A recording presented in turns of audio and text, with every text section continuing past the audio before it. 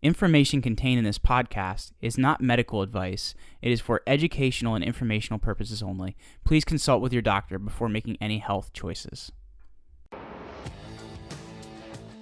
You're listening to the Take Back Your Health Now podcast, the show that interviews the top doctors, athletes, trainers, and entrepreneurs to help you find the holy grail of health. Now here's your host, Dr. Dan Margolin.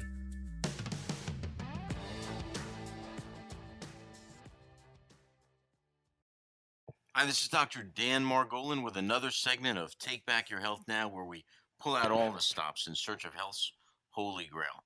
Today, we're going to be talking a little bit about longevity. We've got Tom Martin. He graduated with a degree in mechanical engineering from the California Maritime Academy in 2004.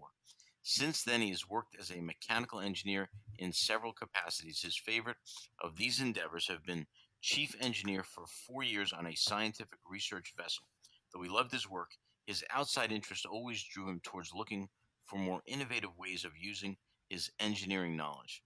Tom's fascination with longevity research began just after graduating from college, which after some time became not just a field of passive study, but a personal crusade. This eventually led him to creating a laboratory in 2012 with the sole purpose of producing carbon-60 olive oil, both for personal experimentation and with the idea of encouraging research by making it accessible to others with similar passions for expanding lifetimes. Tom Martin, welcome to the show, sir. Thank you, Dan. It's great to be here. Thank you for having me. Oh, you're very welcome, Tom. So carbon-60, like honestly, I don't think most of my listeners are going to know what carbon-60 is, but I just like to say how I learned about it. I was listening to a show in which a gentleman named Cliff High was on, and he was talking about, they were talking about extending lifespans and things like that, and they were asking him what he knew about this field, and he started to talk about carbon-60 and how this was a carbon molecule that, in I guess 1985 or so, there was a contest to develop this molecule, and it was developed, and a Nobel Prize was given, and then this is probably a totally rough overview of it, but whatever they were going to do with the carbon, they wanted to test its toxic dosage. And this company hired another company to feed it to rats to see what the toxic dose were. And long story short, these rats that they fed it to doubled or tripled the lifespan of a normal rat. Now, that was my first impression of what he said. And I went, oh my God, I've got to learn more about carbon-60. And your name came up as one of, if not the largest supplier of carbon-60. And so just to give everybody the genesis of how I found out about you, how I find out about carbon-60 and what it is, could you fill in from there, sir? So we produce carbon-60 in solution in olive oil, which was the product that was used in the University of Paris study that I believe you're referring to there, where they were testing the chronic toxicity of rats.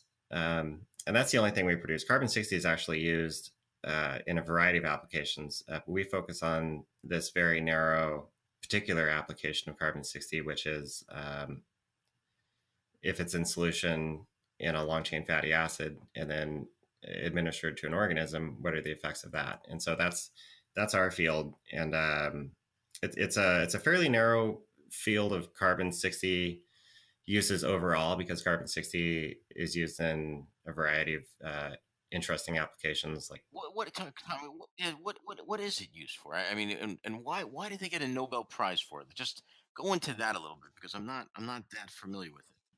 Okay, well, it was theorized that carbon-60 could exist.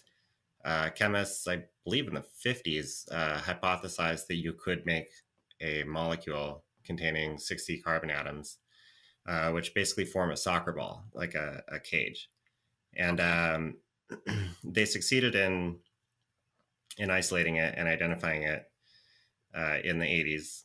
And then it has all kinds of interesting properties. It's the largest molecule that exhibits wave particle duality. So there's some interesting physics applications of it. What is a wave particle duality? Well, it basically, it still exhibits some of the characteristics that a subatomic particle or Oh, I got single you. Okay. atoms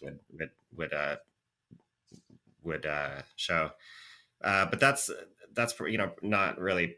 I mean that's kind of irrelevant to its biological applications. It's just a fun fact about carbon 60. Sure. There's a lot of really interesting things about the molecule itself, and it's been studied since the 80s in all kinds of physical applications. And then it was in the early 2000s, probably, they started uh, looking at what would happen if you put this molecule in contact with organisms. And so there were some cell culture studies and some other minor studies like this that showed that it wasn't toxic. And then at some point they said, well, let's test the actual chronic toxicity if you gave it to a larger organism. So they picked rats. They did a rat study, and they gave some rats water, some rats regular olive oil, and some rats olive oil with carbon 60 in solution. And one of the control rats, one of the rats that was getting water, died. So they stopped the dosing, and then they let all the rats live out their lifetimes. And of course, the rats that were getting water, they eventually died at their expected time, which was a few years into the study. And then all of the rats that got olive oil alone died after a while. And then all of the rats that had received carbon 60 olive oil were still alive and healthy, and they lived Hmm. for a long time. They lived 90% longer than the other rats in the study. And the big question coming out of that study was, well, what would have happened if you had continued to give them carbon 60? Would you have extended that even farther? And so I believe there's studies now that are looking at that, but these are really long studies because, of course, the rats are expected to live a very long time. So unfortunately, we don't have a follow-up study to that original University of Paris study published yet, but that those kinds of things are coming down the road. Tom, with your knowledge of stuff, what would you if you started a rat on carbon 60 and made that part of their diet throughout their lifetime? How theoretically, how long do you think they could live, or how much longer than a normal rat? Do you think they could double the normal lifespan or triple it? Or Uh, well, doubling they were really close to doubling it with just that study right, that they did. So right. a 90% increase, and so yeah, I think doubling is absolutely plausible. In theory, um, it's estimated that 80 to 90% of aging is due to oxidative stress on your telomere strands, telomere strand shortening due to oxidative stress. And it looks like what's happening is the carbon 60 greatly reduces that oxidative stress. So if it were perfect and you used the 90% of aging is due to oxidative stress, and carbon 60 was a perfect solution to that, then you would see, of course, like a tenfold increase in lifespan. But it's probably not going to be that. If you use the Right. other estimate, the lower estimate of, say, 80% of aging is due to oxidative stress, and then you figure that carbon 60 isn't perfect in its ability to stop that, then you're probably looking at something lower than a five-fold increase in lifespan. So we might be able to see something like um, a 4 to 5 times uh, the expected lifespan of an organism. Now, would this go for us as well, for humans as well? I mean, you're talking about people living potentially to 400 years old or Yes. 300 years old, or Yeah, exactly. wow, wow. Potentially, we could be looking at 3 to 500 year lifespans with carbon 60. Oh my God, this is exciting, exciting stuff. How Yes. how so this you started your life as a mechanical engineer, right? Mhm. How did you go in this direction? How did you find out? Take us back to the beginning a little bit. How did you yourself become involved in this?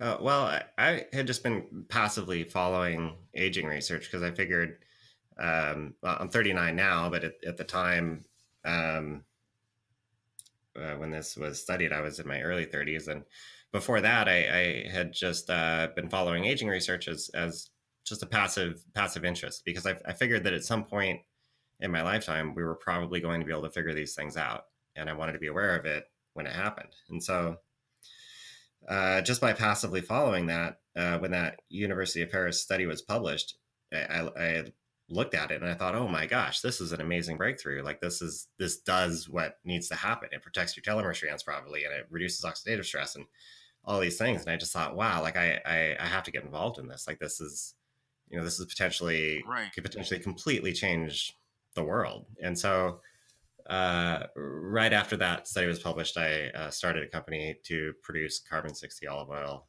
um, with the goal of just making it available for researchers. Oh, okay. And now let me ask you, the olive oil. Why olive oil? Why did they? Is that's what they were giving it to the rats in? Is Uh, that why that was chosen, or why is that? yeah, so carbon 60, if you just ate carbon 60, the molecule, it's barely soluble in long chain fatty acids. And so it would more or less pass right through your system. It's not biologically active at all. It doesn't promote any processes in your body or inhibit any processes in your body. It doesn't. It's not biologically active. It acts in more of a mechanical way by catalytically reducing oxidative stress. But um, if you were to just eat it, it would just pass through you because it doesn't. Your body doesn't recognize it as food or anything else. And so, Right, right. in order to make it bioavailable, if you dissolve it in a long chain fatty acid, and the research that's been done so far has used olive oil as a carrier, but in theory you could use any other lipid also. Okay. And so so we use olive oil because that's what the research has been done on so far, and we're following the science on that. So Understood. so by dissolving it in olive oil, we mix it for 2 weeks. It takes 2 weeks, and we start with a lot more C60 than can go into solution, and we mix it for 2 weeks, and eventually you reach a fully saturated state, and then when you drink that, it acts as a carrier because your body sees the olive oil and says, "Oh, hey, that's food," and absorbs it, and now that carbon 60 is being distributed throughout your body and you know disseminating into the lipid layers in your cells and everywhere else. So Now, Tom, let me just going to the carbon 60. Like, how pure is the carbon 60 when it's in the olive oil? Is there Are there any other elements that are there with it? Is it just pure? Like, how pure would you say it is? it's pure. Well, it's I mean, nothing is ever purely pure, right? Um, Sure. and carbon 60, there's different grades of it. There are industrial grades that contain some solvent, that you wouldn't want to use for an application like this. But there Right. are solvent free, 99.9 plus percent solvent free. Oh, I understand. So this is at a certain grade of carbon 60 that pretty much eliminates any other solvents and things like that. Understood. Yeah, and you would still have, yeah, I mean it's laboratory grade carbon 60.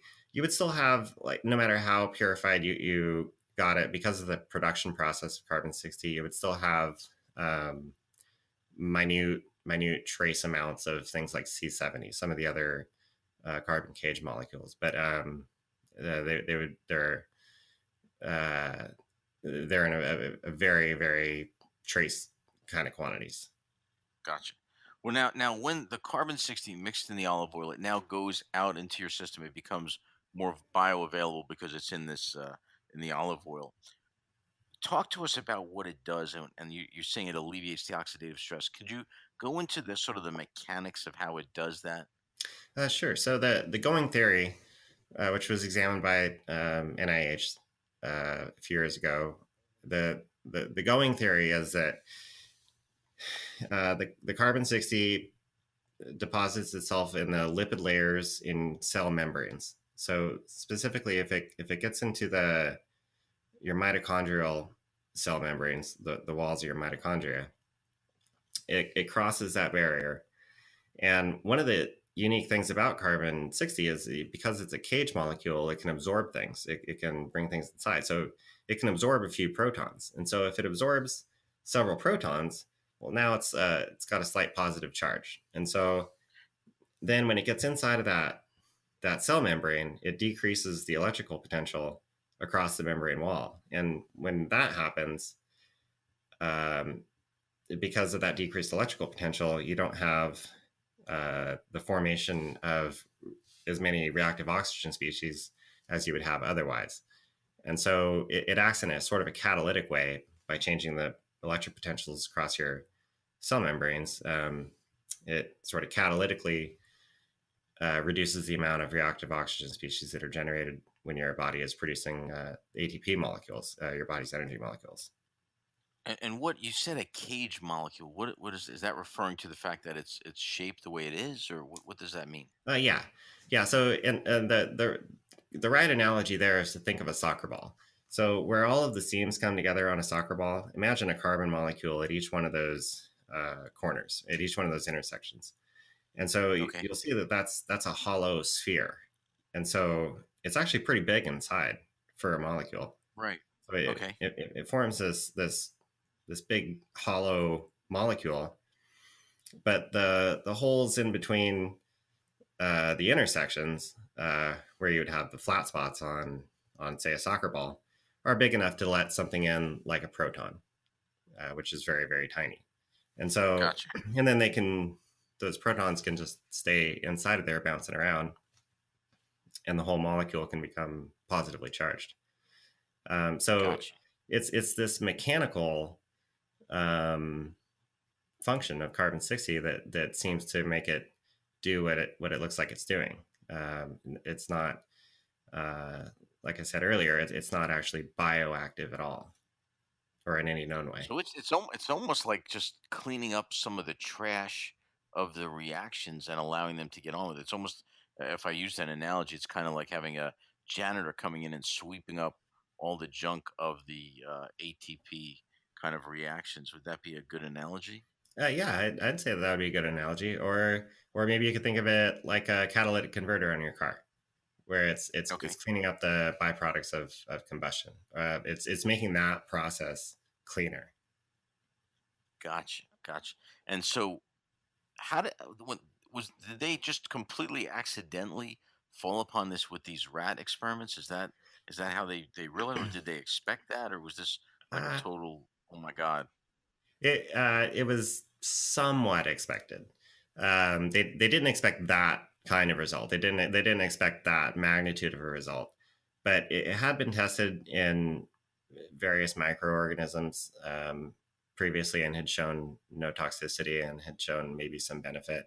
And so Okay. they didn't expect it to poison the rats or anything like that. But they Okay. were testing the chronic toxicity of it. They wanted to see what would happen if you administered carbon 60 to a larger organism for in significant doses for a long time. Um, Gotcha. and then when they saw the results that they saw, that it was very exciting for them. They actually killed the last rat because they were so tired of waiting for it to live. And so the very last rat, I mean, I guess it was on its way out anyway, but they were so excited about publishing this paper that they eventually uh, pulled the plug on it and published. No kidding. Now I also heard that they when they did like an autopsy on the rat, the organs were far more preserved and far more youthful than they had expected. Is that true? Well, there were actually three different components to that University of Paris study, and so this is probably referring to a different component. The three components were a biodistribution component where they gave some rats C60 and then they dissected them to see where the carbon 60 um, got to in the rats' bodies, and it had thoroughly disseminated throughout the entire rat's body. So it even crossed Wow. the blood brain barrier and it was everywhere in the body. So that was one component, and then of course there was the main component was the chronic toxicity. But a third component was an oxidative stress model, where again they gave some rats water, some rats regular olive oil, and some rats carbon 60 olive oil, and then they poisoned them all with carbon tetrachloride, which is a model used to examine um, uh, a medicine's ability to reduce oxidative stress. And so of course, the rats that got water, well, so they first of all they gave these three different groups: the water, the olive oil, and the carbon 60 olive oil rats. They gave them all a lethal dose of this poison, and so they were all expected to die within a day and a little bit. And so that 24 hours after the poisoning, they killed all the rats and then dissected them. And the rats that had received water, their livers were thoroughly destroyed. They were going to die, and that was it for them. And then the rats that had gotten some just straight olive oil, they showed a little bit of protection for their livers because olive oil has that effect, but not too much. Okay. Those rats would have died too. But the rats that Yep. got the carbon 60 olive oil, their livers were actually significantly protected from that poisoning, and they probably would have lived through it. So Wow. that was, I think, a pretty surprising result from that other component of that study.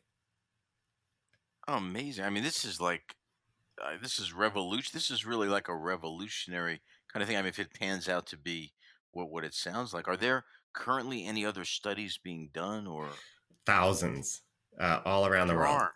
Yeah, if you one of my favorite things to use on if you're searching the internet is to not a lot of people are familiar with Google Scholar. So if you type in Google Scholar to Google, it comes up with its own search page, and then you can search on that search page, and it only returns peer-reviewed research, right? I never heard of that. I didn't know that. It's called Google Scholar. Okay, thank you for sharing that. That's Yeah, great. well, it's a good tool because especially when you're trying to suss out what does the scientific community think about something. If you go to Google Scholar, Right. all of the results are only peer reviewed results, and so you kind of get rid of the other 99% of the internet, and you're just looking at scientific research.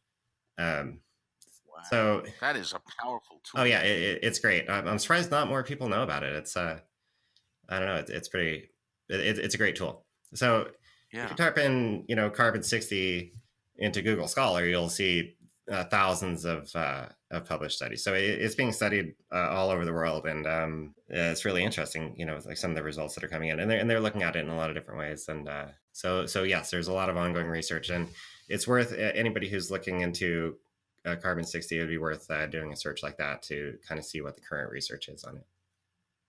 And Tom, so now your company is probably the largest, I guess, in terms of producing the carbon 60 in olive oil. And like, who would call you to buy it and utilize it, and what are the results that you're hearing? Well, we were the first company in the world to offer it for sale. I had it to market 2 months after that University of Paris study was published. Wow, you jumped on it. My God, it had a big impact on you. Well, oh yeah, well because I was so blown away by the research myself. I thought, oh my gosh, like I have to be a part of this. And so yeah, I registered the domain name for our website 4 days after that study was published, and then within 2 months we had product out there. And so there were people um, there initially who also read that study who thought, well, that's good enough for me. Like this is you know they felt the same way I did, which is like I have to try this stuff. And there were a Right. lot of people initially who were people who didn't have anything to lose. People who maybe they had various health conditions where they weren't going to be able to wait around 20 or 30 years for us to really figure this out. And they Right. Right. so there was a lot of that initially. Um, Now, 5 years into this, uh, the feedback, like across the board, um, has been so consistent uh, that more people are trying it now. So we're still seeing, like, we can break it down into several kind of main groups of people. There's people that are interested in longevity, um, who do their own research and are following these things, and so there's a lot of people that take carbon 60 because they're going to try to live 3 or 4 or 500 years. We also see a lot of Wow. performance athletes taking it. It's crazy. I mean, it's just crazy to even think that, Before I'd recently I interviewed a Dr. Bill Andrew on telomere length and looking at aging as a disease, and I just have never looked at it like that before. Now with you on here, I'm looking at the aging process now in a whole new light, and it's so exciting to me because we started this broadcast basically looking for the holy grail of health, and to actually be sort of, it feels like we're zooming in on it in many different aspects, from nutrition with, I spoke with a Dr. Joel Wallach about the nutrients that you need, and if you have these like 90 minerals and things, you don't get sick. And then to hear Dr. Bill Andrew talking about they're able to reverse the telomere length, and now to hear this concept of the carbon 60 to prevent really the aging process from continuing, or to at least expand the life. It's just amazing. It's just amazing. So the only problem I could see with the longevity studies in people is, by the time they know, the rest of us aren't going to be necessarily around if we're not taking it to go, hey, great job, right? Yeah. And so the people that are taking it now are people that have done enough research where they feel comfortable conducting their own research with it. Um, and and of course, there's people with certain medical conditions that are particularly interested in it. We get a lot of so we get the people that are interested in general health and longevity. We have, like I said, the performance athletes who, because it cleans up that combustion process, it seems to provide a lot of benefits for athletes. And then there's maybe another broad category of people who are people with various issues that are taking it to conduct their own medical experiments to see if it will help whatever condition they happen to have. And what are there results that you're hearing back from these people? Yeah, and again, this isn't. It doesn't count as good science, like the kind of feedback that we get, because it's just somebody who bought our product, experimented with it, and then writes back and says, "Hey, it had this effect." I mean, and it's great for us to Right, hear. right. But the real value of that is that hopefully we'll be able to provide that kind of data to the scientific community to kind of direct research. We could say, "Hey, you really need to look at this. You really need to look at that. It looks like it has this effect or that effect." And so um, in general, people with immune system issues, and that could be anything from arthritis to AIDS or Lyme disease or anything like that. It seems to have a regulating effect on the immune system. So that's one result that we kind of consistently get positive feedback on. And that's interesting, and Hmm. I have no idea why that would happen. I mean, this is something that needs to be studied. Um, Another Right. very exciting thing that we get is we have people with liver issues. We had someone recently who was waiting on a liver transplant, was probably going to die, and started taking fairly large amounts of carbon 60, and within a few weeks, actually, his liver had substantially regenerated, and he's probably won't need a liver transplant now. So just Oh my yeah, God. incredible things like that. And of course, we don't know if that's a fluke in the data, or um, we don't have any way of substantiating these kinds of things, but that's the kind of feedback that we get, and so that's the kind of stuff that we really want to make available to the scientific community to say, especially something like that. I mean, if we could reduce the number of liver transplants that are necessary, well, we need to start studying that right now. And Right, this could be right. saving lives. Um, so we get a lot of stuff like that uh, fed back to us, and then of course just the general health. Um, People tend to have more energy and feel better in general. So that's positive, and that's probably the most consistent feedback that we get. Any negative feedback? Anything less exciting? Like any drawbacks to it that you've seen? No, we've never had any negative feedback in 5 years. Um, there's Wow. there's one circumstance that stands out where a guy ordered one of our small bottles, took one single drop, and got a cold the next day, and thought maybe it was because of us. But I think that that's a total fluke. I mean, it was February, and the guy lived in Chicago, and, Right. and I mean, and come and on. that's the one single time that somebody thought maybe it. But other than that, no, not a single um, negative feedback of any kind ever in our history. So now, what is the normal, like? What is the normal dose that people take? You said this gentleman with the liver took an extraordinary dose. What did he take, and what is the normal dose? Well, we generally, and again, dosing hasn't been thoroughly studied. It hasn't really been studied at all.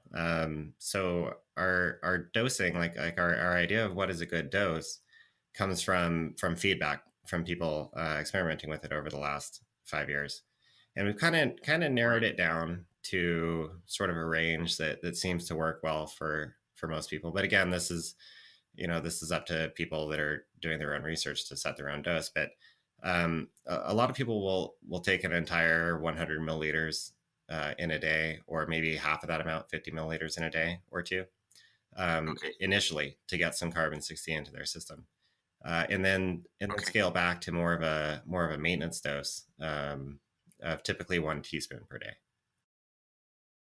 One, two. Okay. And when do they notice? Like, do people notice increased energy? What are you hearing in terms of that? Like, and at what point? 3 weeks, a month, 2 months? In general, if you took a larger amount, say 50 or 100 milliliters in a day or two, um, most people feel more energetic within those few days.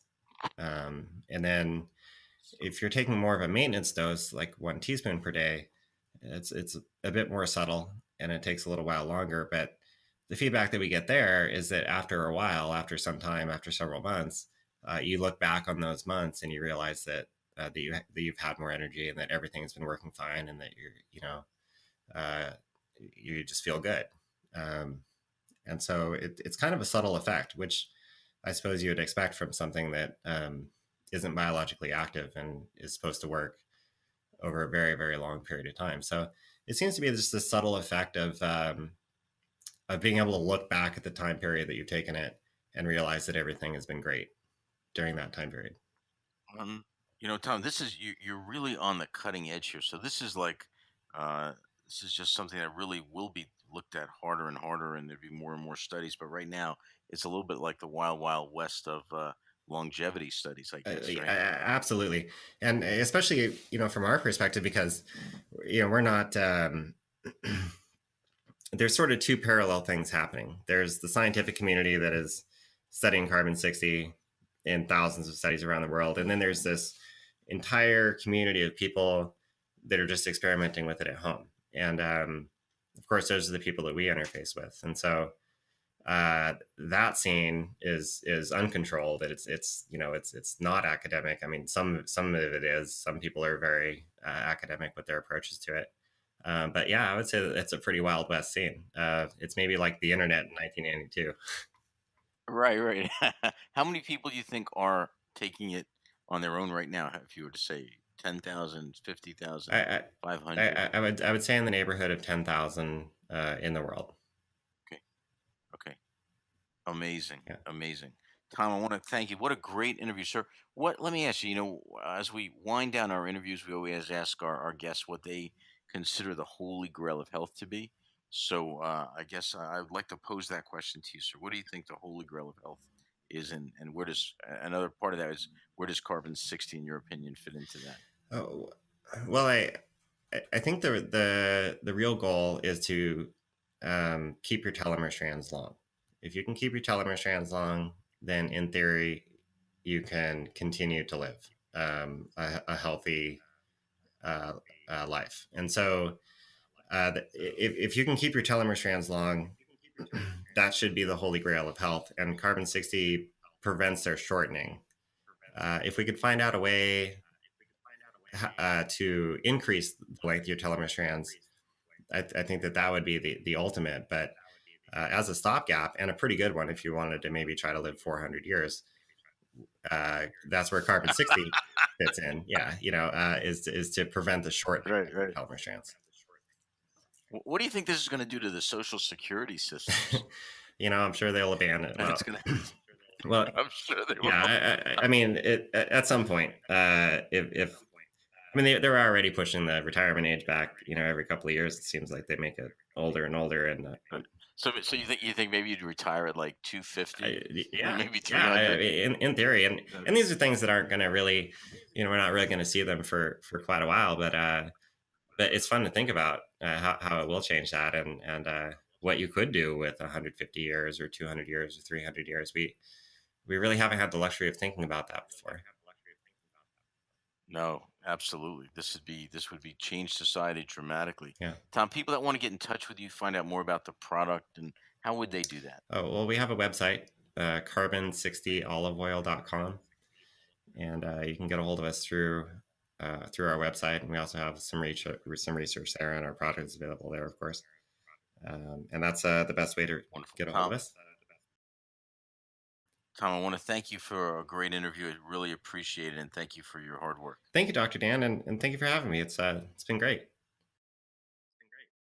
My pleasure. This episode is sponsored by New Jersey Foot and Ankle Center in Orodo, New Jersey. Remember, when you have a foot problem, you've got a foot doctor in the family. Weekend and evening appointments are available. Call us at 201-261-9445. Once again, that's 201-261-9445. Thanks for listening. Check out the show notes over at drdanspeaks.com. If you're loving the show, head over to iTunes and leave us a review, and we'll catch you next time.